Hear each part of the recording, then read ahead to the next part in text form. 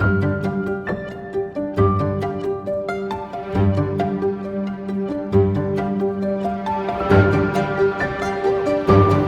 David.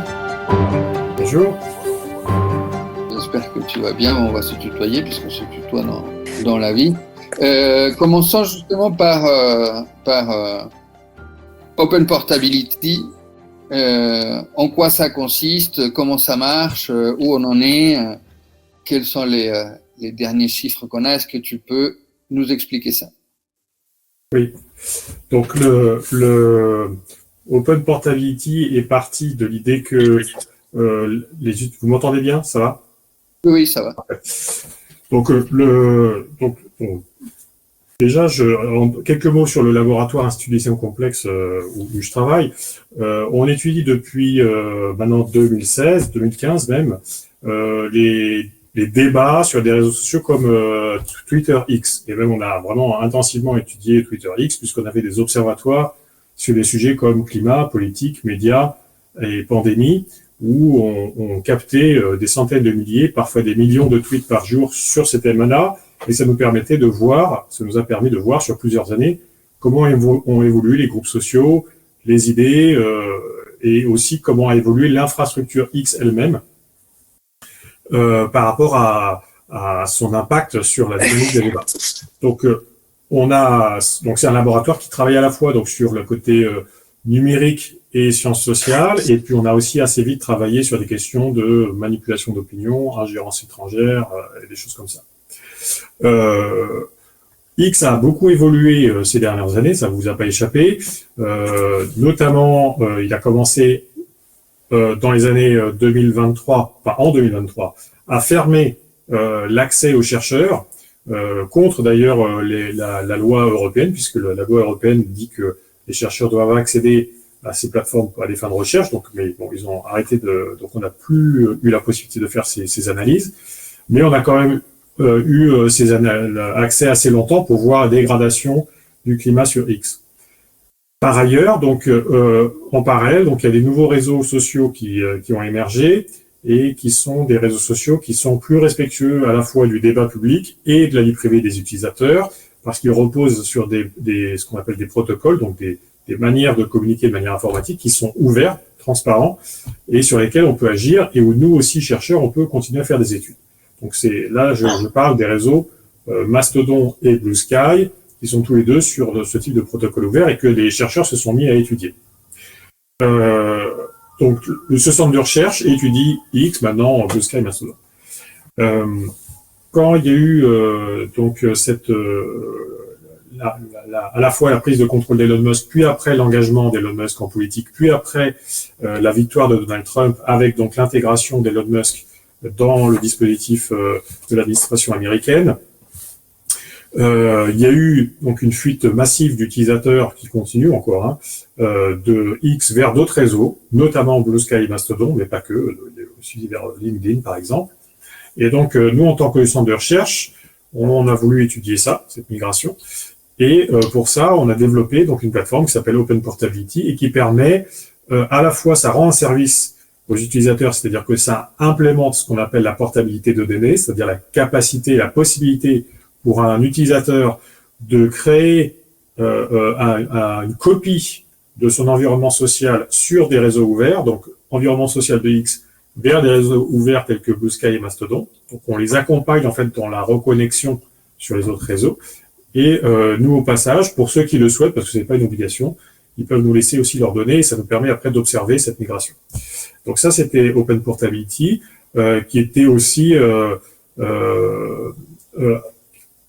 qui a bénéficié évidemment de la perspective de Elon Musk le 20 janvier qui est entré dans l'administration, puis après on a vu tout ce qui s'est passé. Assez vite, donc on s'est associé avec le collectif EscapeX, donc dont fait partie Pablo, qui avait aussi des préoccupations par rapport à X et le fait de sensibiliser les utilisateurs aux dangers que posait X pour le débat public. Nous-mêmes, en tant que côté recherche, on avait documenté certaines, on va dire, dérives de X, notamment sur la question de l'hostilité et de la toxicité des échanges. Et donc, ce Open Portability a été utilisé beaucoup en France, donc autour de cette opération, cette campagne le Clitix et le collectif EscapeX, un peu à l'étranger, ça commence à prendre par exemple en Espagne, il y a toute une communauté. Et donc très concrètement, comment ça marche du fait du règlement RGPD européen, toutes les plateformes, donc notamment X, doivent donner à leurs utilisateurs, s'ils le souhaitent, tout ce qu'ils savent sur eux. Et donc, quand vous demandez votre archive X, ça vous donne une énorme archive avec tout ce qu'ils savent sur vous. C'est assez intéressant d'ailleurs à regarder parce qu'ils savent beaucoup de choses. Et dedans, il y a la liste des gens que vous suivez et qui vous suivent, qui sont des listes en fait qui sont publiques, parce que c'est sur votre compte. Mais donc, cette liste, c'est une liste pas avec des noms, c'est juste des identifiants. Et avec cette liste, ça nous permet, côté Open Portability, si vous la partagez avec nous, et en agrégeant toutes ces listes-là, de reconstituer en gros l'environnement social qu'il y a sur X. Et du coup, si quelqu'un nous dit, bah moi sur X je suis Tintin et sur Blue Sky je suis Toto et sur Mastodon je suis Tata, on peut automatiquement reconnecter les comptes Toto et Tata aux mêmes personnes qui étaient sur X pour autant qu'elles avaient fait aussi cette migration. Et donc l'idée c'est vraiment de favoriser d'aider en fait à la libre circulation des utilisateurs entre plateformes, parce que c'est vraiment une condition essentielle pour que les utilisateurs soient libres de choisir ce qui est le meilleur pour eux. Alors qu'à l'heure actuelle, les utilisateurs sont un peu bloqués par leur audience sur des réseaux comme X. Donc voilà, ça c'est l'idée de Open Portability, un peu le contexte. J'étais un peu long, je serai plus court après, mais j'ai fait une petite introduction. Et aujourd'hui, donc le lancement a été fait le 20 janvier, donc on est quasiment jour pour jour 4 mois après. Ça va bien, voilà, 4 mois après. On a à peu près combien d'utilisateurs, dont combien de Français, et surtout, ça représente combien de connexions. Ça m'a souvent impressionné de voir que les chiffres d'utilisateurs représentent un nombre de connexions beaucoup plus élevé. Alors, donc actuellement, on a un peu plus de 36 000 personnes qui sont passées par la plateforme et qui ont partagé une partie de leur connexion, sachant que quand quelqu'un partage ses connexions, il dit à qui il est connecté, donc potentiellement on a beaucoup plus de connexions que d'utilisateurs inscrits. Et l'objectif en fait, c'est que à fur et à mesure qu'on donc en termes de connexion, on en a plus de 54 millions. Et il y a donc si on regarde les utilisateurs, enfin les identifiants, parce qu'encore une fois on n'a aucune donnée sur les utilisateurs à part leur identifiant Twitter, mais par contre ça nous permet, quand quelqu'un arrive et nous dit moi je suis un tel avec cet identifiant, là on peut savoir où il est et du coup lui proposer le service. Et donc au total on a cartographié un peu plus de 10 millions de personnes, de comptes X. Ce qui veut dire qu'il y a plus de 10 millions de comptes X qui, s'ils viennent sur Open Portability, on sait comment les reconnecter, au moins en partie. Donc c'est pour ça qu'on a beaucoup plus que les 36 000. Et donc les 36 000 sont arrivés, alors beaucoup évidemment en gros le mois qui a suivi, qui était autour du 20 janvier, un peu 15 jours avant, 15 jours après.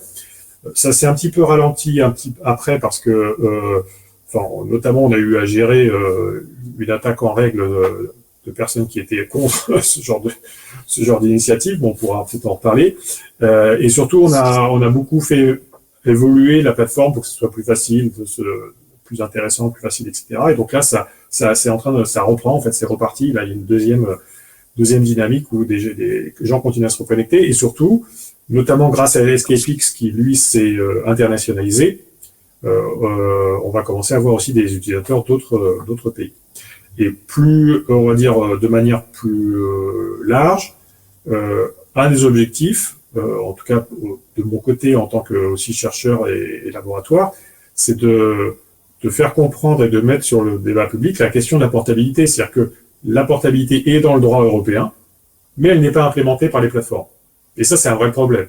Et donc, les régulateurs font le choix de la régulation, c'est leur métier, mais la régulation prend du temps. Et elle peut prendre plus de temps que la destruction des institutions. Et la question, c'est est-ce qu'il y a aussi une deuxième voie qui est la voie des citoyens et des utilisateurs qui, eux, s'ils ont ce choix-là, pourront après choisir plus librement là où ils veulent aller. très bien.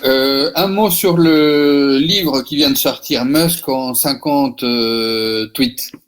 Oui. De quoi il s'agit? Pourquoi tu as eu envie de faire ce livre-là maintenant, justement, depuis le 20 janvier?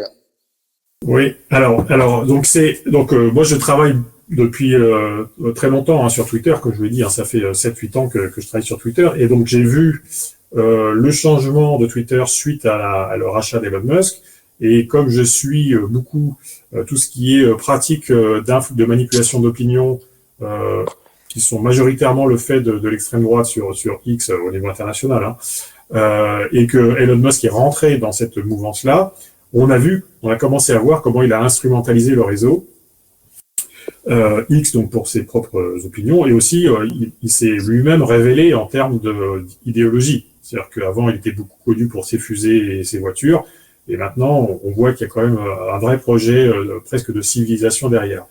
Donc ce projet-là est né vraiment suite à la soirée Hello Kitty, c'est ça qu'on a fait ensemble avec Escapix et beaucoup d'autres participants de différentes institutions, où j'avais fait une présentation sur Musk, enfin ce qu'on sait actuellement sur Musk, et donc j'ai eu une proposition du Seuil qui m'a dit là ça peut être intéressant d'avoir un livre autour de ça. Et moi ça faisait déjà plusieurs mois que je me disais faudrait quand même montrer qui est Musk, mais par ses verbatim.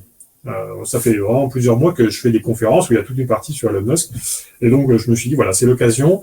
Donc le principe du livre, c'est vraiment de parler d'Elon Musk et de ses alliances, c'est-à-dire aussi de l'Amérique telle qu'elle est aujourd'hui, c'est-à-dire Donald Trump, les liens aussi avec la Russie, mais en commençant par le prisme des verbatim d'Elon Musk. Il a quand même produit des dizaines de milliers de tweets là ces dernières années.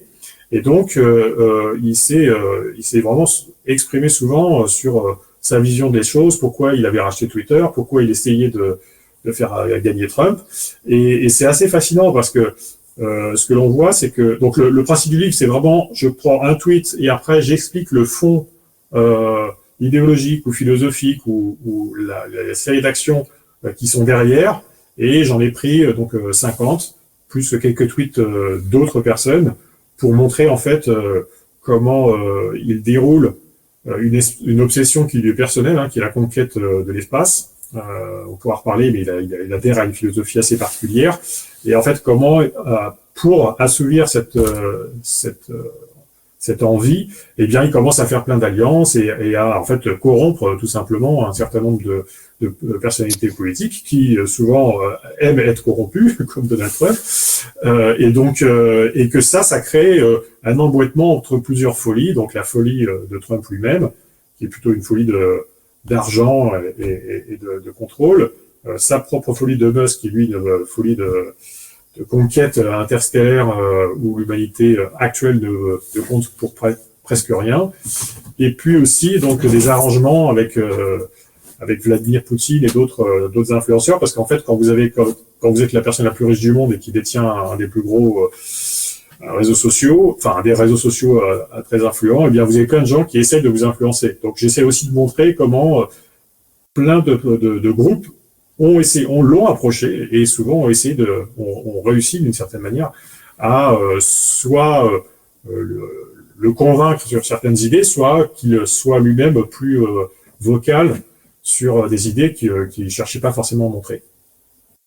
En plus, c'est très pédagogique. Ça commence par expliquer le fonctionnement même de Twitter et comment les liens se font entre les abonnés et les abonnements. On a une approche comme ça technique qui est intéressante, puisque le réseau social, souvent, les utilisateurs ont une approche que sociale, mais ils ne se rendent pas trop compte. Il y a un chapitre, j'ai vu ta question Gaëtan, on va la poser tout à l'heure, il y a un chapitre sur les médias, sur ces attaques contre les legacy media, les médias traditionnels, on peut traduire. Qu'est-ce qu'il en ressort de ces attaques? Évidemment, nous, on est le syndicat des journalistes de la CGT, donc c'est un peu ce qui nous intéresse. Voilà, qu'est-ce qui ressort des tweets que tu as sélectionnés sur les médias? Alors, Donc moi, ce que en fait, Elon Musk est vraiment donc dans la mouvance, on va dire alt-right américaine. Après lui, il est libertarien. Enfin, il a une vision un peu spéciale du monde et des rapports, mais quoi qu'il en dise, il est quand même très très très à droite et aussi depuis 2020 un peu conspirationniste. Il a relayé énormément de théories du complot. Et donc vraiment un peu comme cette mouvance-là, il a deux objectifs. D'une part, en fait, c'est se réapproprier l'audience des médias, c'est-à-dire que il veut influencer le monde et donc il a besoin pour cela de détacher les citoyens des sources fiables d'information, donc typiquement les médias, mais aussi la science, et même d'ailleurs il s'attaque à Wikipédia, donc toutes les sources un peu qui respectent une certaine forme de déontologie sur l'information, et il veut les détacher pour les rattacher à son infrastructure Twitter, qui maintenant est équipée de son IA Grok. Donc c'est vraiment pensé pour tuer les médias. Il le dit lui-même souvent, les médias legacy médias traditionnels sont morts. Maintenant, c'est vous les médias. Lui défend l'idée d'un journalisme citoyen. Il veut que chacun soit journaliste et avec cette idée que la vérité est sur son réseau. Alors évidemment, c'est faux, et il le sait certainement, mais c'est vraiment sa stratégie. Mais il le fait pour ça. Il a besoin en fait des journalistes. C'est-à-dire que il a besoin que les journalistes restent suffisamment longtemps sur son réseau pour que son IA, qui est en train d'apprendre en fait de tous les contenus qui sont laissés sur X, eh bien puisse prétendre fournir l'information en temps réel plus rapidement que les journalistes, de manière plus synthétique et de manière plus personnalisée. Et donc il a mis en place cette IA maintenant depuis 1 an à peu près, et il ne fait que de dire que Grok est meilleur que les journalistes, mais d'un autre côté, il a aussi besoin que les journalistes restent pour continuer à lancer les titres de une, etc., pour que l'IA apprenne en temps réel. Donc il a une relation un petit peu ambiguë, où à la fois il défend le fait que les médias sont morts, que les journalistes sont des menteurs, que les fact-checkers sont des trompeurs, des menteurs, etc. Et d'un autre côté, par exemple, quand NPR dit qu'elle arrête de tweeter de tweeter tout simplement, il va dire si vous arrêtez de tweeter, moi je prends votre compte et je le redonne à quelqu'un d'autre. Alors évidemment, c'est un sort de chantage pour forcer les journalistes à continuer à du contenu sur X, mais c'est vraiment ça le plan, c'est de dire je vais déployer l'IA, je vais habituer mes utilisateurs à ce que l'IA soit plus précise ou plus temps réel ou plus conviviale que juste lire des unes d'articles, et quand ils seront habitués à ça, eh bien en fait les journalistes le journalisme va mourir de lui-même. D'accord, on a une question de Gaëtan, merci pour l'organisation de cette discussion. Une petite question, est-ce que l'Union européenne a des recours possibles pour imposer l'interopérabilité aux plateformes ou les sanctionner? Alors, pour le moment, non. Donc la question de la portabilité de l'interopérabilité est dans la loi européenne au sens où elle est mentionnée. L'Europe dit il faudrait que les plateformes facilitent, là ils appellent ça la portabilité des données effectives, c'est-à-dire le fait que c'est pas juste qu'on télécharge un zip sur son portable, enfin sur un ordinateur, mais il faut que ça soit simple et qu'il y ait des outils pour ça. Mais par contre, pour le moment, il n'y a rien de coercitif. C'est-à-dire que si les plateformes ne font rien, l'Europe ne peut rien faire.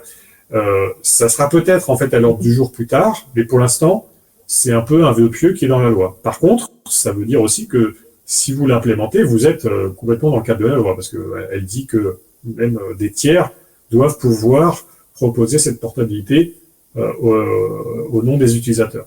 Donc pour l'instant, il n'y a rien de coercitif. Je sais que parfois, j'ai rencontré des gens qui disaient qu'ils y réfléchissaient, mais je ne sais pas avec quelle force. Mais en tout cas, le cadre légal, lui, il est là en termes de ce qui devrait, comment ça devrait être. Oui, donc il faut encore avancer sur la question. Est-ce qu'à ce stade, il y a d'autres questions, certains qui veulent échanger avec David? Non, pour l'instant, il n'y a pas d'autres questions. Moi, j'en avais une, c'est quel est le message, donc pour les, même si tu as déjà commencé un petit peu à répondre, quel message on peut donner aux journalistes ou aux tutos influents historiens et autres qui pour l'instant restent sur X, considérant qu'ils ont une certaine audience, que leur message a encore de l'impact et que voilà, je dirais pas qu'ils disent qu'ils vont lutter de l'intérieur, mais au moins ils disent j'ai encore le taux de reach, la capacité de toucher un certain nombre de comptes est quand même encore beaucoup plus élevé pour moi sur X que sur Blue Sky, etc. Ici, j'ai 200 000, dans l'autre, je suis à 5 000, donc je reste. Alors, déjà, le message le plus important, c'est que il faut absolument que ce que vous produisez en tant qu'information soit disponible aussi sur des sources de données dites ouvertes, c'est-à-dire des réseaux non propriétaires où vous avez la garantie que ce que vous êtes en train de produire de manière éditoriale ne sera pas tout simplement supprimé un jour ou l'autre. Et donc, ma première recommandation, c'est de dire tout ce que je publie sur X, il faut aussi qu'il soit disponible ailleurs.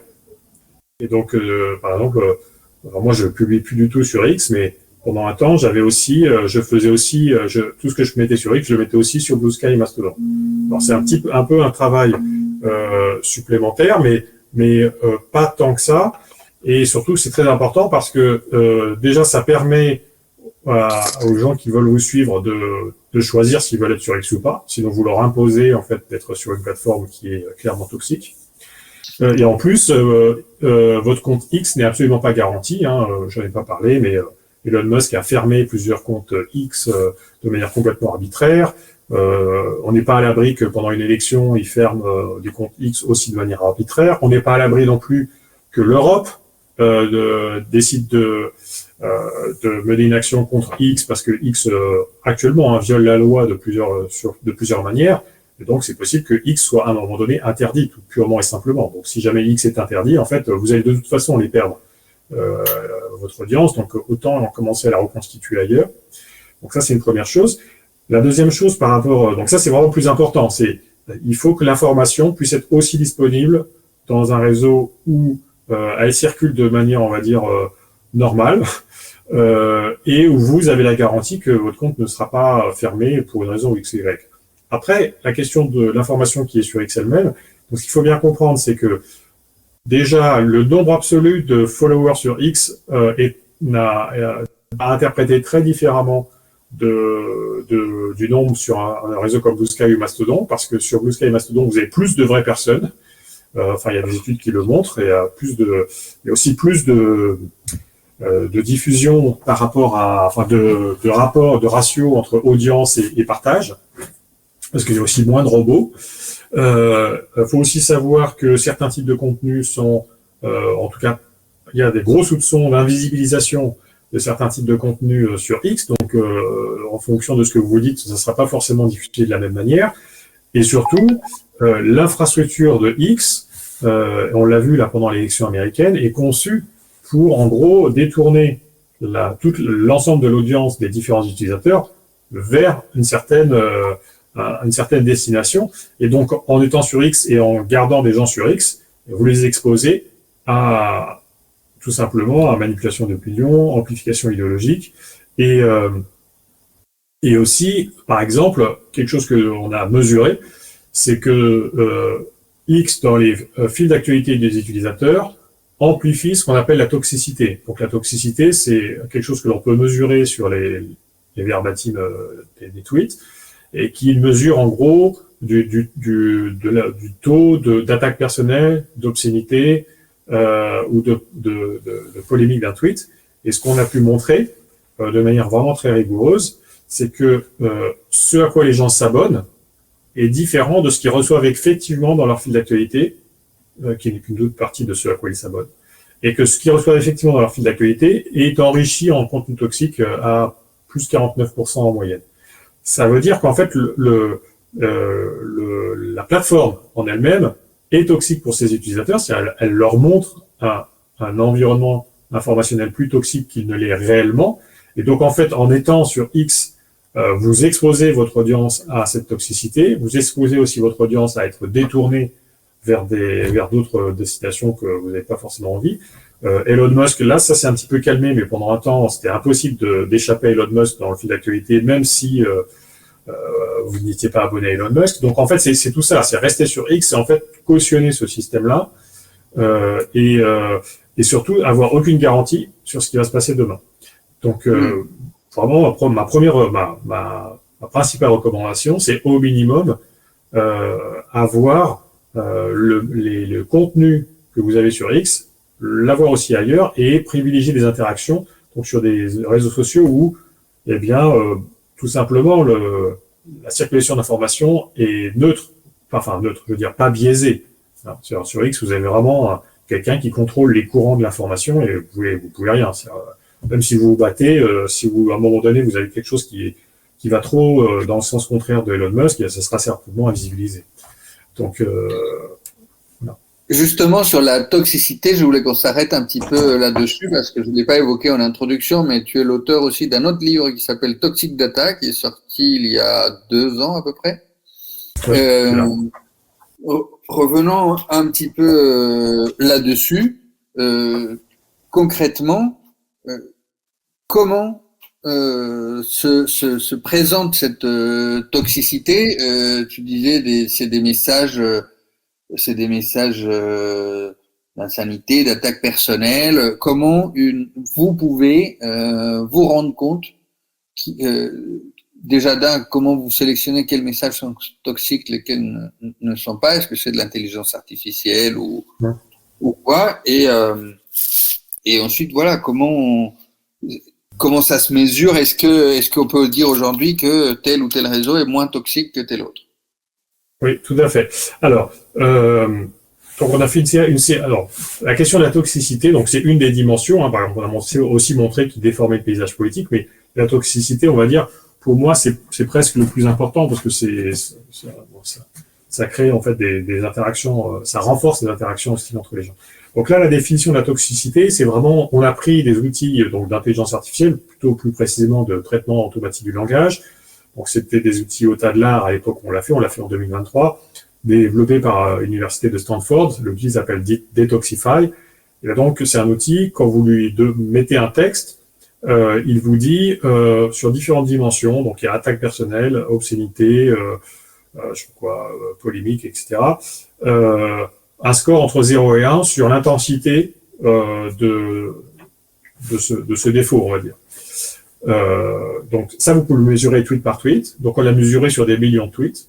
Alors l'outil lui-même, et on peut vérifier en vérifiant sur certains tweets que ça correspond à peu près à ce que nous on entend par quelque chose qui en gros ne contribue pas au débat. Si je vous attaque, si je dis que vous êtes un menteur, si je vous dis que vous essayez de tromper, que vous êtes un scientifique entre guillemets, enfin bref, tout ça c'est des choses qui sont de l'ordre de la confrontation rhétorique. Donc on peut vérifier que c'est ça qu'il fait. Évidemment, ce sont des outils où il peut y avoir des marges d'erreur. Donc vous pouvez avoir sur 100 tweets 5 qui sont pas très bien catégorisés. Mais là, nous, ce qui nous intéresse pas, on s'intéresse pas à un tweet en particulier. On l'a appliqué sur un ensemble de tweets, des grands corpus de tweets, plusieurs centaines, voire millions de tweets. Et donc là, vous avez vraiment une ordre de grandeur d'un niveau de toxicité. Alors, niveau de toxicité dans l'absolu, ça veut pas dire grand-chose, parce que si je vous dis 0,5, ça veut pas vous dire grand-chose. Donc, ce qu'on regarde, c'est en fait le décalage entre des niveaux de toxicité. Donc, ce qu'on a fait, c'est Paul Bouchot qui a monté cette expérience-là, et c'était vraiment unique à l'époque, et d'ailleurs, ça l'est toujours. Il a développé un plugin que les gens pouvaient installer sur leur navigateur et qui partageaient avec nous ce qu'ils voyaient dans leur fil d'actualité. Parce ce qu'il faut savoir, c'est que sur une plateforme comme Twitter, et ça c'est aussi une mesure qu'on a fait sur Twitter, dans votre fil d'actualité, qui est vraiment la première source d'information des utilisateurs, vous avez 2/3 des contenus qui viennent de vos abonnements, en grosso modo, et 1/3 qui vient d'ailleurs. C'est Twitter qui choisit, vous met ça dans votre fil d'actualité, et voilà, vous savez pas pourquoi. Bon. Donc, sur les 2/3 de vos abonnements, ne vous permet de voir qu'un petit pourcentage de ce que produit votre environnement social. C'est 3% sur Twitter en moyenne. Donc, c'est-à-dire que en moyenne, les gens ne voient que 3% de ce que produisent dans la journée les gens auxquels ils sont abonnés, les comptes auxquels ils sont abonnés. Donc, la question, c'est ces 3%, comment ils sont choisis? Parce que si c'est vous qui pouvez choisir les 3%, vous avez un pouvoir immense, en fait. Et donc, ce qu'on a montré, c'est qu'on a comparé, si vous voulez, ce que les gens voyaient. Donc, on a eu toute une cohorte de gens qui nous ont partagé avec nous ce qu'ils voyaient dans leur fil d'actualité. Donc, on regarde pas leur interaction, on regarde vraiment ce que Twitter leur montre.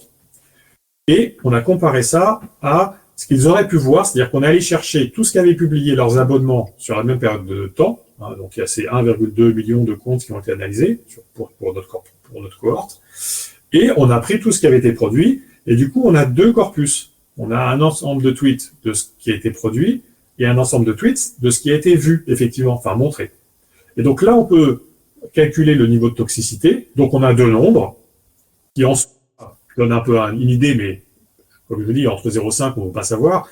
Et par contre, en comparant ces deux nombres, on voit qu'il y en a un qui est plus grand que l'autre. Et donc, ce qu'on a montré, c'est que il y avait que la toxicité du corpus qui arrive effectivement dans votre fil d'actualité, en moyenne, à 49% en plus de contenu dit toxique que ce que vous auriez pu voir. Donc là, on dit par exemple un contenu toxique, c'est dès qu'on dépasse 0,5%, donc un seuil comme ça. Et après, on compare les deux corpus et on voit qu'il y a beaucoup plus de tweets dits toxiques dans le corpus qu'on vous montre dans ce que vous aurez pu voir. Mais ce qui est très important de comprendre, c'est que c'est pas une mesure absolue, c'est une mesure relative. C'est-à-dire que quelqu'un qui chercherait, qui aimerait, je sais pas, la confrontation et les contenus un peu trash, il s'abonne. Chacun a le droit de chercher un niveau de toxicité qui lui convient. Mais le problème, c'est quand la plateforme, quel que soit le niveau de toxicité que vous demandez, elle vous en montre encore plus. Et c'est cette distorsion, en fait, qui est problématique. Et c'est problématique aussi parce que ça veut dire que, imaginez que demain, il y a une crise, comme il y a eu, par exemple, avec la pandémie, une crise sociale. Du coup, tout le monde s'énerve, ce qui parfois est légitime. Enfin, je veux dire, on doit pouvoir dire qu'on n'est pas content, qu'il y a des scandales, etc. Mais dans cette situation-là, en fait, une plateforme comme ça, elle monte le niveau d'énervement. Donc, en fait, au lieu d'amener les gens à échanger et éventuellement arriver à des conclusions ensemble, elle va les pousser vers encore plus de tensions sociales. Et donc ça, c'est un vrai problème. À trouver des solutions ou autres, en fait, ça donne une image de plus de tensions que ce qu'il y a en réalité. J'entends la toxicité, ça veut dire que si on veut fumer et avoir 0,5 de nicotine, on fume 0,5 de nicotine, mais là, ils nous vendent des cigarettes qui ont plus de nicotine que ce qu'on voulait. Et donc, pour vous, c'est ça, là.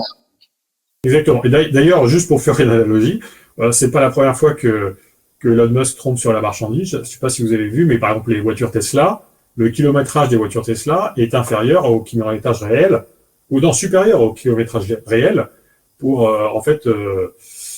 faire croire que la garantie, parce qu'il y a une garantie en faire de nombre de kilomètres. Donc, en fait, c'est pas la première fois qu'il ment comme ça sur la marchandise d'une certaine manière.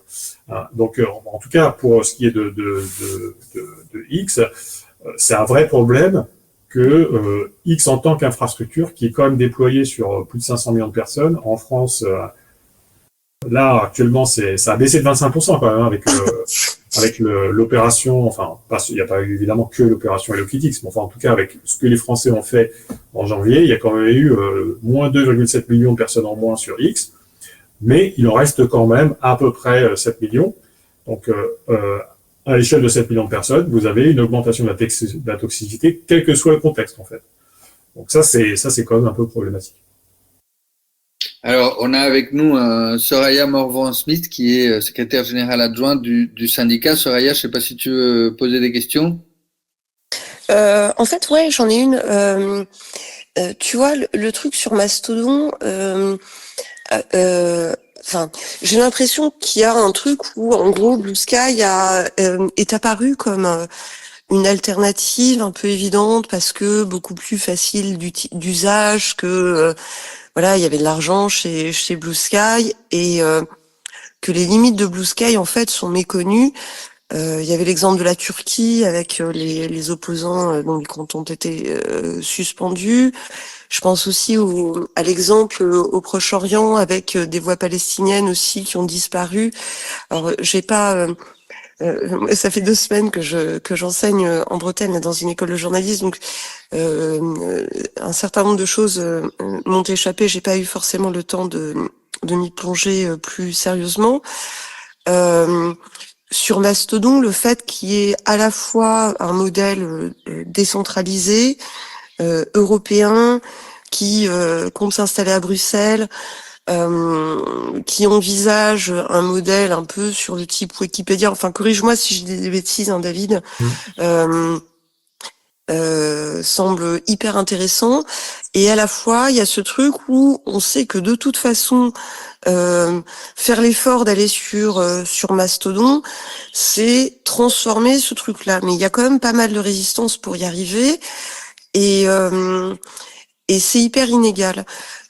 L'autre truc que je voulais dire, et ça rejoint un peu cette première remarque, c'est que tu vois, pendant la période nous on a eu une campagne pour la défense de l'audiovisuel public qui nous a beaucoup pris parce que les attaques sont nombreuses, qui sont aussi des attaques sur l'information clairement et sur la liberté en fait des journalistes à faire leur travail correctement. Et tu vois, au niveau national, notre syndicat a décidé de plus du tout utiliser X. Sauf que sur Mastodon et Blue Sky, on a eu du mal à construire une audience. Ça a fonctionné un peu mieux sur Blue Sky que sur Mastodon. Et je sais pas si toi, t'as des des pistes, des idées de comment. Enfin, je sais que ça va aller à l'encontre en fait de peut-être la façon dont tu regardes les choses, mais nous, on le regarde aussi comme utilisateur. Et on a envie d'avoir un peu d'impact, c'est-à-dire que les politiques nous voient, que les gens réagissent, que ce soit à peu près honnête. Mais pour le moment, on n'a pas encore cette espèce d'effet de masse. Alors, voilà, je pose cette question qui est qui est un peu large et qui est pas vraiment très très précise. Mais comment est-ce que tu regardes tout ça, toi ? Et Alors, je vais juste ajouter un mot, parce que j'ai échangé avec des collègues de Libération et d'autres journaux, mais notamment Libération, qui a quitté X. Ils n'avaient pas le temps de venir aujourd'hui, mais ils me disaient, pour moi qui était un gros twitto et qui suis passé à Blue Sky, bah, pour le moment, c'est quand même moins intéressant. Il y a moins de monde, il y a moins de comptes pour s'informer.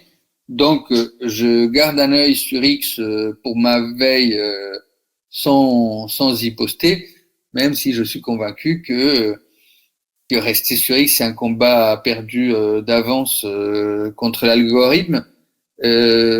On n'a pas retrouvé encore, et je ne sais pas si on retrouvera, s'il faut encore du temps, la masse, comme dit Soraya, l'impact, non seulement en nombre, mais surtout en qualité, c'est-à-dire les députés, les sénateurs sont encore, ceux qu'on veut interpeller, sont encore sur X, et beaucoup ne sont pas partis, y compris à gauche.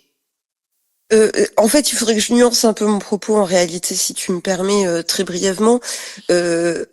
En publiant aussi sur X, pour le compte CGT de France Média Monde, parce que je suis journaliste à France 24, je me suis aussi rendu compte qu'un compte où on avait, je sais plus, 600 ou 700 abonnés sur X, avait beaucoup moins d'impact et était totalement invisibilisé sur X par rapport à notre compte Blue Sky, on avait, je sais plus, entre 100 et 150 abonnés.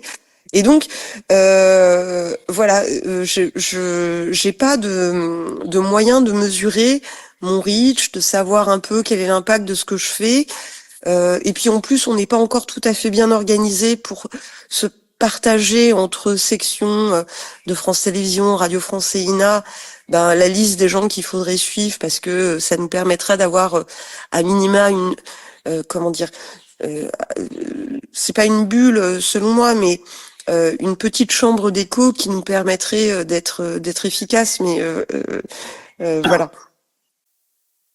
Alors, en fait, donc on est vraiment dans un processus au sens où de plus en plus de gens partent de X. Enfin, en tout cas, pour l'instant, c'est ce qu'on observe, et ça se reconstruit sur Blue Sky, Mastodon. Il faut que les liens aient le temps de se refaire.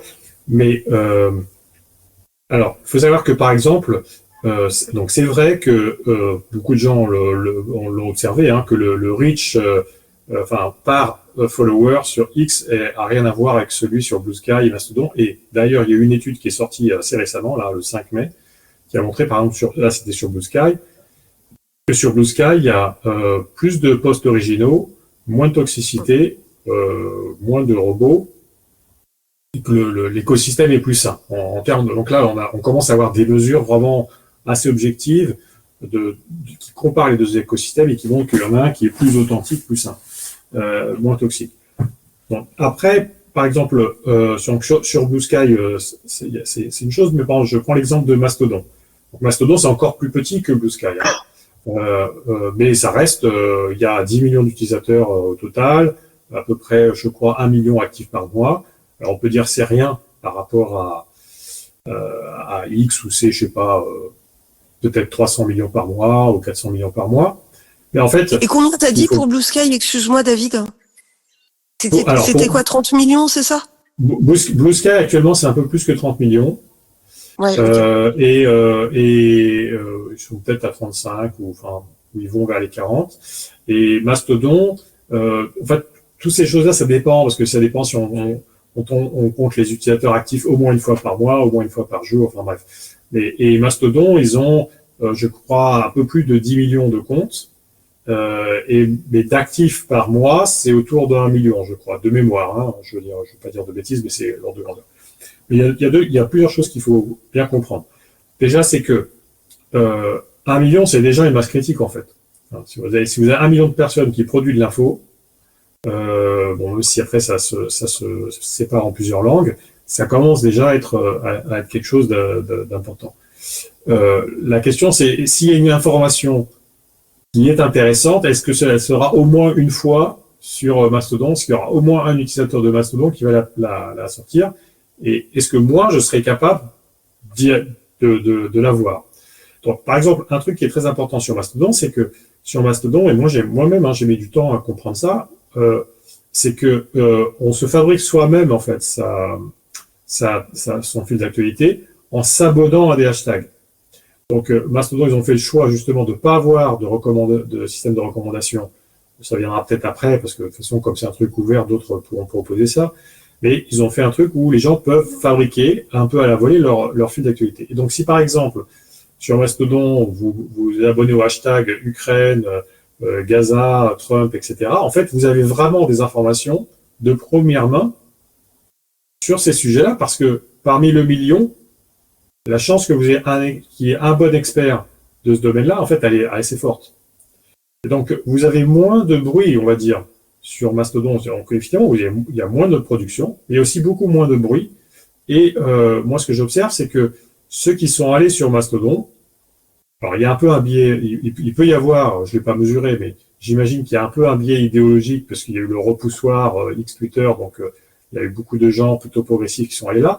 Et surtout, en dehors de la question de l'orientation politique, sont allés sur Mastodon des gens qui comprenaient les enjeux du numérique. C'est-à-dire qui ont compris assez tôt, même avant que Musk en fait arrive, hein. Mastodon c'est 2016. Donc, c'est des gens qui ont compris assez tôt les enjeux du numérique, la question de la souveraineté numérique, les manipulations, etc. Donc en fait, vous avez beaucoup d'experts et en plus sur Mastodon, vous pouvez faire des posts un peu plus longs. Donc là, l'information est très qualitative. Mais il faut savoir construire son fil d'actualité, c'est-à-dire il faut savoir que, et en fait finalement pour ça c'est assez simple, il faut savoir qu'il faut s'abonner à des hashtags qu'on voit à la volée. Et après on peut se désabonner au fur et à mesure. Donc ça par exemple, moi ça a complètement changé ma pratique notamment de Mastodon. Et actuellement donc je suis à la fois sur Blue Sky et Mastodon, mais même si Blue Sky est plus gros, en fait je vais plus souvent sur Mastodon parce que j'ai plus d'infos en fait, plus d'infos intéressantes. Et donc, tu nous conseilles de créer un hashtag audiovisuel public ou AVP ou je sais pas comment on peut le faire, mais. Tout à fait. Alors, si vous créez un hashtag sur des thématiques, eh bien, vous allez rentrer dans les flux des gens qui suivent ces thématiques-là. Et surtout, quand vous créez du contenu, le hashtag est encore plus important que sur Twitter parce que c'est la manière dont les gens construisent leur fil d'actualité. Donc, D'accord. donc ça, Tu vois, moi qui utilise Mastodon depuis 1 an, c'était pas hyper clair pour moi. Et l'autre question que ça me pose, c'est évidemment que nous, on a notre bulle de gens intéressés par l'audiovisuel public, mais en fait, pour nous, ça pose aussi la question de comment est-ce qu'on fait pour être connu du grand public, parce que tu vois, nous, on est confrontés à des trucs comme Rachida Dati qui dit des trucs aussi creux que ensemble on est plus fort, quand son but c'est de vider les rédactions de leur substance, c'est d'avoir un plus grand contrôle sur l'éditorial, sur l'audiovisuel public, c'est d'avoir une direction, comment dire, qui est totalement soumise à l'exécutif. Enfin, il y a des trucs comme ça. Et nous, quand on veut, en fait, la raison pour laquelle on est sur Mastodon, pour le moment, c'est pas des outils de veille stricto sensu, même si je comprends que en fait ça pourrait l'être si je savais mieux m'en servir. Mais c'est aussi pour nous un outil pour raconter des réalités de terrain qui vont à l'encontre d'un discours institutionnel qui est complètement déconnecté de nos réalités, par exemple. Tu vois ce que je veux dire? Oui. Mais en fait, pardon.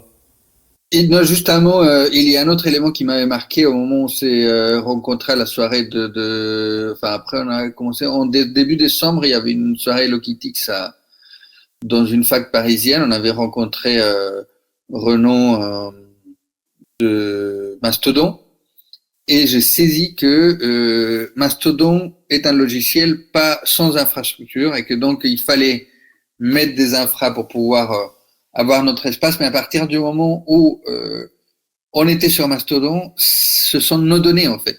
C'est beaucoup plus difficile à fermer, et c'est là la souveraineté, que le jour où Musk décide de fermer un compte, comme tu l'as dit, on perd tout. Blue Sky, même si c'est décentralisé, ça reste avec un capital propre, et donc ils peuvent fermer s'ils veulent. Mastodon, ce sont les instances, des instances indépendantes. Un syndicat peut avoir une instance, et à partir de ce moment-là, il met en place des serveurs qui vont accueillir 10 000, 50 000, 100 000, 1 million d'usagers, et donc ils vont héberger les données. Donc ils peuvent les protéger en les hébergeant. En fait, il peut y avoir une multitude de serveurs qui n'appartiennent qu'à ceux qui les mettent en partage. Oui. Alors, vous avez vu les questions qu'il y a dans la conversation aussi, pardon. Je vous coupe, pardon, David, je te laisse répondre.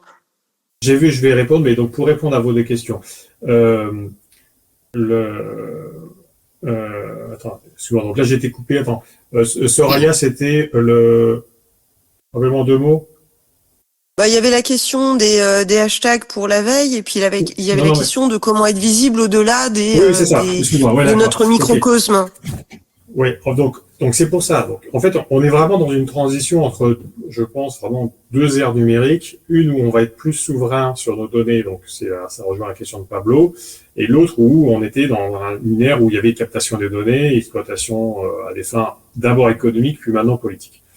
Donc comme on est en transition, c'est pour ça que pour moi là, quand vous m'avez demandé qu'est-ce que le premier message, c'est vraiment faites un biseau.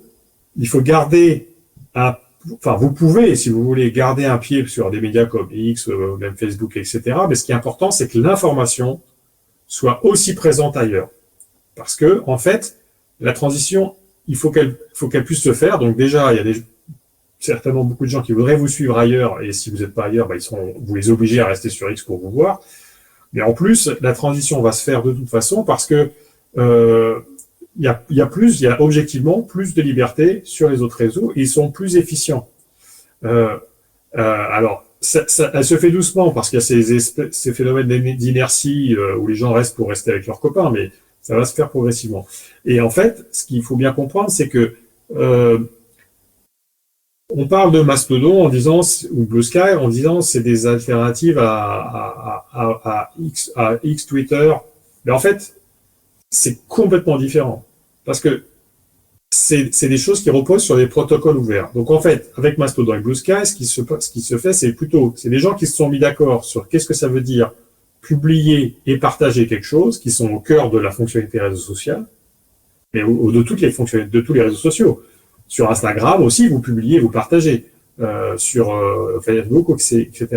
Donc, ces deux fonctionnalités qui sont vraiment les cœurs des réseaux sociaux, on s'est mis d'accord pour comment les implémenter de manière commune à tout le monde. Et après, chacun propose une manière de le faire. Donc, Mastodon, c'est une des manières de le faire parmi toutes les autres qui sont en train de se développer. Mais dans les autres manières qui sont en train de se développer, elles resteront interopérables avec ceux qui sont sur Mastodon. Donc, en fait, ce qui est en train de se passer, c'est que on est en train de créer l'équivalent de HTTP pour le web. Au début du web, les gens disaient, HTTP, c'est quoi? Ok, j'ai un bouquin physique, je vais le mettre en ligne et ça va faire un bouquin en ligne. Donc, on pensait comme ça. Mais en fait, on ne pensait pas qu'il y aurait le site de la SNCF, Blablacar, etc. Donc, en fait, il va y avoir plein d'usages qui vont se faire sur ces protocoles ouverts qu'on n'imagine même pas. Et qui vont, en fait, s'interopérer avec des réseaux sociaux, enfin, avec la fonctionnalité réseaux sociaux qu'on connaît actuellement. Donc après, le truc, c'est qu'effectivement, ça c'est la question de Gaëtan, c'est qu'actuellement, il y a deux protocoles. Il y a Blue Sky et Mastodon, il y en a deux qui ont atteint une masse critique. Alors, évidemment, s'il y en avait un, ça serait plus facile pour la coordination, mais il n'y en a pas non plus 10 000, il n'y en a que deux. Et en fait, ce qui va se passer, c'est que certainement, moi c'est mon intuition, c'est que les deux sont des réseaux sociaux ouverts, donc commencent déjà à être interopérables. Il y a déjà des petits applicatifs qui vous permettent de coupler un compte Blue Sky avec un compte Mastodon de manière à ce que vous n'ayez qu'un seul poste à faire, par exemple. Et en fait, au fur et à mesure, c'est plutôt une infrastructure qui va se faire par-dessus les protocoles ouverts, qui vont simplifier tout ça. Et après, les gens ne se poseront pas la question de savoir s'ils sont sur côté Blue Sky et Mastodon. Ils posteront et ils recevront le flux et ils pourront le customiser parce qu'il y a le pluralisme algorithmique. Ils pourront bouger ailleurs parce qu'il y a la portabilité des données. Et surtout, ce sera des écosystèmes que personne ne pourra racheter. Alors, tu l'as bien souligné, Pablo, pour le moment, Blue Sky, il y a une seule compagnie qui a un seul gros serveur. Et le protocole Blue Sky lui-même est plus gourmand en énergie, donc ça demande des gros acteurs. Donc, Blue Sky n'a pas fait sa décentralisation. Et donc, il est encore sous la coupe d'un seul acteur qui, pour le moment, joue le jeu. Donc, il n'y a pas de raison de se méfier de cette équipe-là, mais on ne peut pas savoir ce qui va se passer après, comme de même que Twitter a été racheté à Jack Dorsey. Donc, alors que côté Mastodon, ce qui est vraiment intéressant, c'est que donc c'est pensé de manière intrinsèquement comme décentralisé. Et la conséquence de ça, c'est que vous avez 10 000 hébergeurs Mastodon, de même que vous avez, là, en termes de fournisseurs d'opérateurs téléphoniques, vous en avez en France une dizaine. Donc, à partir du moment où vous avez plusieurs opérateurs comme ça, personne ne peut racheter l'écosystème, ça n'a aucun sens. Vous ne pouvez pas racheter HTTP, vous ne pouvez pas racheter le protocole qui fait qu'on peut appeler d'un téléphone à un autre. Vous pouvez juste proposer des nouveaux opérateurs et essayer de conquérir des parts de marché en proposant des choses plus intéressantes que les autres. Et donc, est-ce que dans la question de Gaëtan, parce que Renaud il nous disait ça en décembre, est-ce que à un moment donné, on va pouvoir envoyer un message, enfin lire un message posté sur Mastodon alors qu'on a un compte Blue Sky et inversement? Alors, déjà, il commence déjà à y avoir des outils de publi-postage qui permettent de publier à la fois sur les deux réseaux en même temps en faisant une seule action. Mais ce qui est très important à comprendre, c'est que comme les protocoles sont ouverts, ça veut dire que protocole ouvert, ça veut dire que n'importe qui peut construire des fonctionnalités par-dessus. Si vous voulez rajouter une fonctionnalité à Twitter, vous ne pouvez pas, c'est fermé. Et si vous voulez rajouter une fonctionnalité à Mastodon, vous pouvez. Si vous voulez rajouter une fonctionnalité à Blue Sky, vous pouvez. Et comme il y a ce besoin, en fait, de pouvoir avoir une seule interaction vers les deux réseaux, eh bien, ça va émerger. Et c'est déjà en train d'émerger. Il y a déjà des gens qui proposent des interconnexions et le fait de pas se poser la question de je poste un truc et ça arrive sur les deux réseaux. Et quand j'ai des messages sur l'un ou l'autre des réseaux, ça m'arrive aussi. Donc, une espèce d'agrégateur.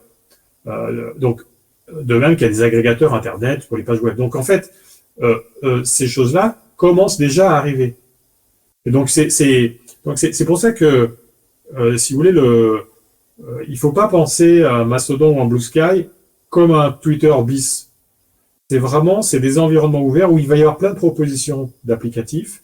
Et même, par exemple, un truc très important à comprendre, c'est que Blue Sky, vous avez qu'une seule application Blue Sky. Mais Mastodon, vous avez peut-être 10 applications Mastodon différentes. sur le App Store. Ouais, mais c'est ou hyper sur problématique en fait pour Android monsieur Store. et madame tout le monde, tu vois, parce que je parlais avec Oui. des gens chez nous et qui me disaient ah ouais, c'est trop compliqué rien que de choisir tu vois entre social et je sais pas quoi, enfin entre différentes instances. Ils étaient ah ouais, non, déjà c'est compliqué. Et Oui. même moi, je suis un peu dépourvue là-dessus parce que je te cache, enfin, je pense qu'on a tout, enfin, on a tous les gens présents ici des emplois du temps où en fait, quand on n'a pas fait nos 10 heures par jour, en fait, on est des feignasses. Et donc, rentrer dans ces questions qui sont techniques et qui sont sans doute simples de ton point de vue, en fait, pour nous, parfois, ça nous perd et ça constitue autant de freins. Euh, Oui. bon, voilà, mais je sais pas comment faire avec ça en fait. Ah, ben, alors, enfin, je suis complètement d'accord avec ton analyse. Et en fait, ce qui est en train de se passer, mais ça prend un peu de temps, c'est que alors, il y a deux choses. Une chose, c'est déjà comprendre pourquoi on a le choix et pourquoi c'est important d'avoir le choix. Hein. C'est comme quand vous avez le choix, quand vous passez de l'Union soviétique où il y avait une seule marque de yaourt, enfin, je caricature, hein, mais à un endroit où vous avez plein de marques de yaourt, au début vous êtes un peu déboussolé, puis après vous commencez à comprendre ce qui est important, ou par exemple quand on est passé d'un seul opérateur téléphonique à 10 opérateurs téléphoniques, pareil, hein, il y avait une espèce de complexité de chez quel opérateur je dois aller, et puis après vous avez le bouche à oreille, etc., et puis ça se simplifie. Donc, d'une part, je pense qu'il y a un petit chemin à faire quand même par les utilisateurs, de comprendre pourquoi c'est important d'avoir une toute petite complexité supplémentaire, mais il y a aussi du chemin à faire de la part des applicatifs Mastodon et Blue Sky pour que ça soit plus simple. Et je pense justement que, si vous voulez, il va y avoir assez rapidement des applications qui, et notamment c'est un des trucs moi que j'essaie de développer, voir s'il y a des partenaires à ça, mais côté recherche, mais en tout cas des applications qui vont simplifier tout ça, parce que on peut très bien en fait arriver, dire je veux créer un compte et on te crée un compte sur une instance Mastodon quelconque, et en fait comme tout est connecté, le choix de l'instance n'a pas tant d'importance que ça. Ça a un peu d'impact, mais ça n'a pas tant d'importance que ça. Donc en fait c'est un faux choix. Par contre le choix par exemple de l'application, c'est un vrai choix au sens où il y a des applications qui sont objectivement meilleures que d'autres. Il y en a qui ont des bookmarks, d'autres qui ont des listes, etc. Donc mais là pareil. D'une manière, c'est un problème de riche, parce que il y a des choses que vous pouvez faire, par exemple, sur des applications Mastodon, que vous ne pouvez pas faire sur Twitter, parce qu'ils ont rajouté la fonctionnalité, et qui est vachement bien.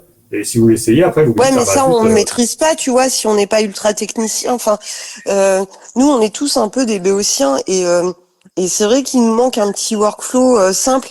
Le truc d'open portabilité, c'était bien parce que en 2-2, on savait que oui, tu télécharges tes archives, ça va prendre 2-3 jours. Une fois que tu as fait ça, tu les mets sur Open Portability en rentrant ton Blue Sky, ton Mastodon, et puis bim, c'est fait, tu vois.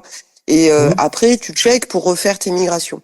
Bah ouais, mais tu vois, ces étapes, nous, on est des nazes, on n'y comprend pas grand-chose.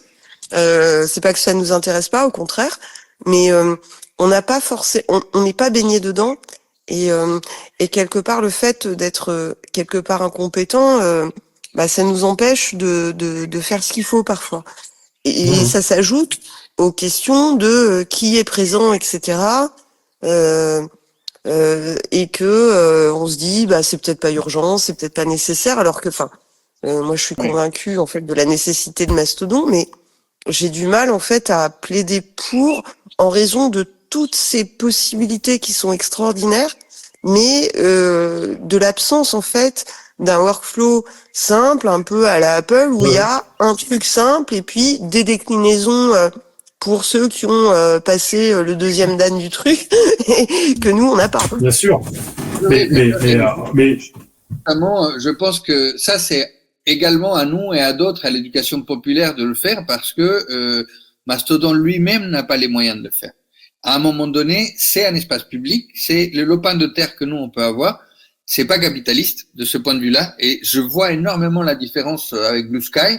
Je suis membre du comité directeur de la Fédération européenne des journalistes, et Blue Sky a détaché quelqu'un pour aller parler à la Fédération européenne des journalistes et montrer comment comment Blue Sky pouvait être utile aux journalistes, faire des listes des journalistes, etc. Ça veut dire qu'ils ont mis de l'argent que Mastodon n'a pas.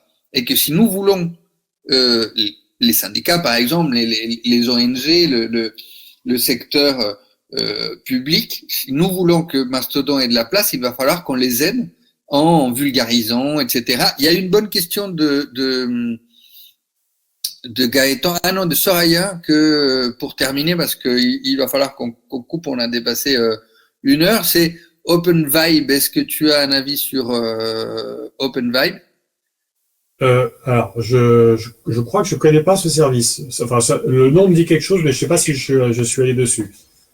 En fait, c'est un outil de publipostage. Je l'avais mis sur une discussion d'un groupe HQX, enfin des gens qui voulaient organiser le départ de X. Pour faire simple, mais en gros, quand j'en ai parlé aux spécialistes, ils m'ont dit ouais, c'est pas top. Mais en gros, ça fait partie des premiers trucs. Et moi, j'ai l'impression qu'il y a quand même une dimension de comment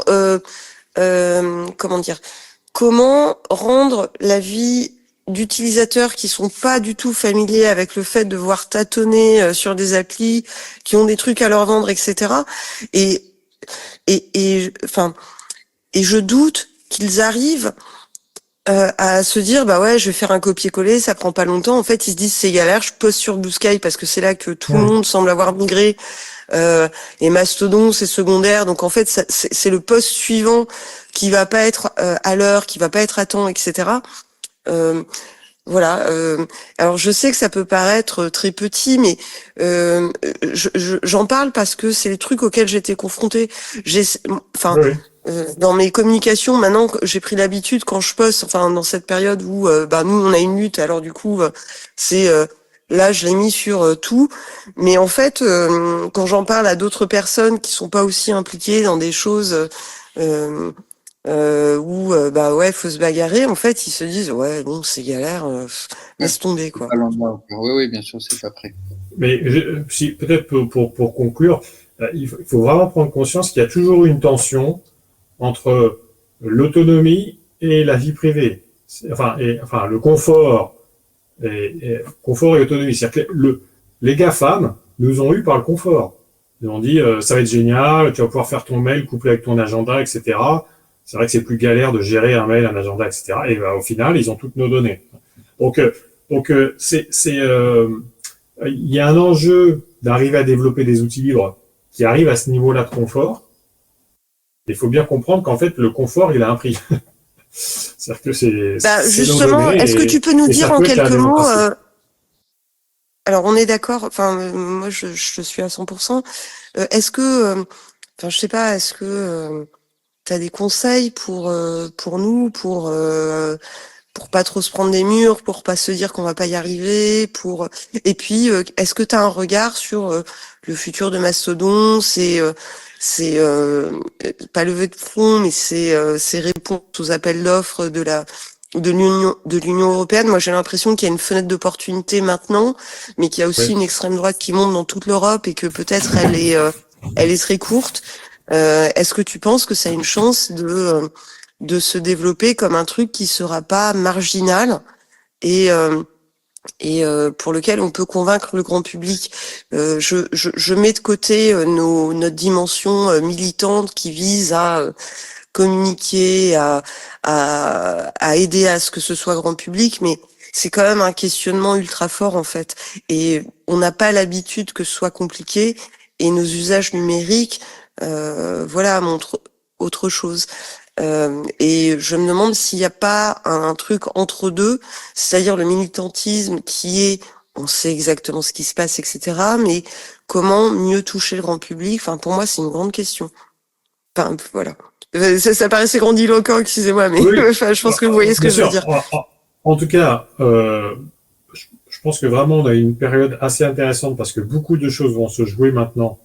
Il y a une transition qui a amorcé et donc on ne sait pas vraiment où ça va aller, mais y compris en termes de régime politique. Enfin, je veux dire, ce qui s'est passé aux États-Unis avec l'onde de choc un peu partout. Et donc c'est le moment de se réapproprier des outils.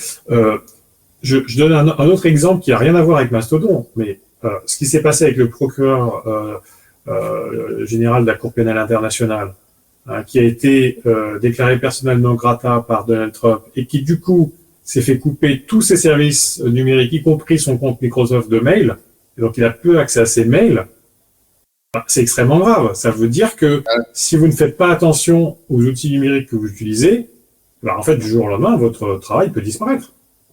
Donc, c'est-à-dire que c'est un peu d'inconfort, un peu plus d'inconfort au quotidien, mais c'est quand même une garantie sur tout simplement la survie de votre activité. Donc, et par rapport à Mastodon, en fait, donc Mastodon, c'est une communauté libre, donc assez peu financée par des dons, mais quand on regarde les trajectoires des logiciels libres, par exemple, maintenant, par exemple, le Ubuntu, qui est un remplacement pour les OS Windows et Mac, maintenant, il n'y a plus aucun problème avec Ubuntu, c'est le même confort que sur un Windows ou un Mac, voire c'est mieux sur certains aspects.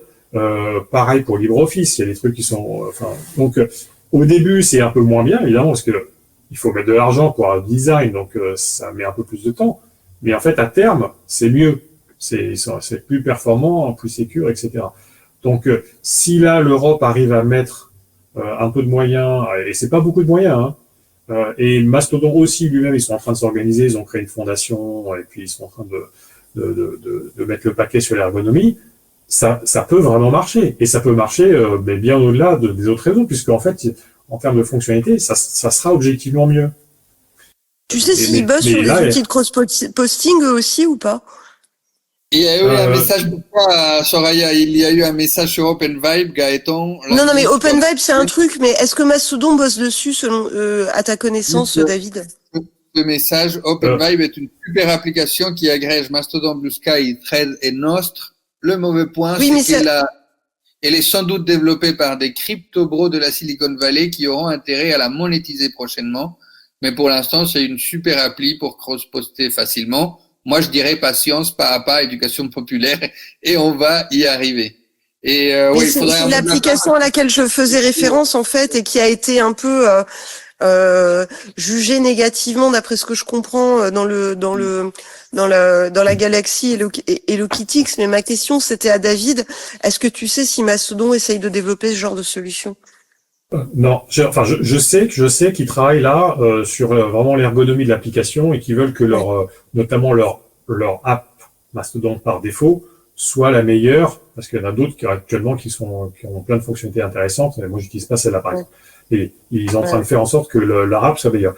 Après, j'ai pas assez discuté pour savoir s'ils avaient des plans sur les cross-posting, etc. Encore une fois, je pense que ça va, enfin, j'ai vraiment très très bon espoir que ça arrive. Et en fait, si on regarde vraiment assez objectivement les économies, les dynamiques à l'œuvre dans le logiciel libre, en fait, finalement, c'est assez puissant parce qu'il y a quand même des communes. Là, on a quand même une infrastructure où il y a maintenant plusieurs centaines de milliers de personnes, voire millions de personnes. Et dans le lot, vous avez plein de développeurs qui contribuent. Donc, on a quand même quelque chose qui est un peu vertueux en termes de dynamique. Donc, moi, je ne me fais pas de soucis. Et par contre, effectivement, même si Mastodon devenait beaucoup mieux, par exemple, qu'un X Twitter, il y aurait toujours la question de comment les gens passent. Et donc, ça veut dire qu'il faut éduquer pourquoi c'est important de changer, parce que même si les gens, s'ils voient pas l'intérêt de changer, ils vont pas changer. Donc, effectivement, la question d'éducation populaire et, on va dire, éducation aux médias est hyper importante. Ok, merci beaucoup David, merci pour cet échange long et intéressant. Merci.